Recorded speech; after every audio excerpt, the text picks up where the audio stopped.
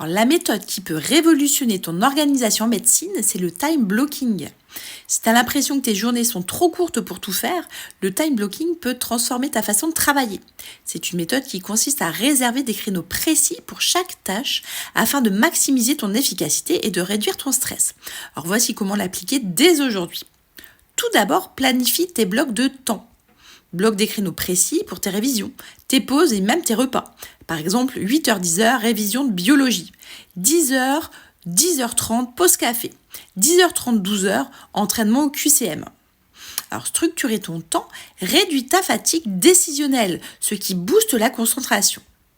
Deuxième astuce, priorise le matin.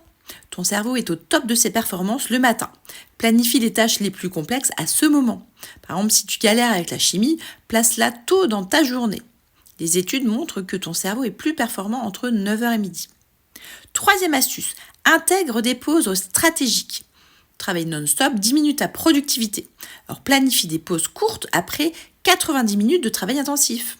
Tu peux faire 10 minutes de marche ou des étirements entre deux blocs par exemple. Les pauses régulières améliorent la concentration et la mémoire.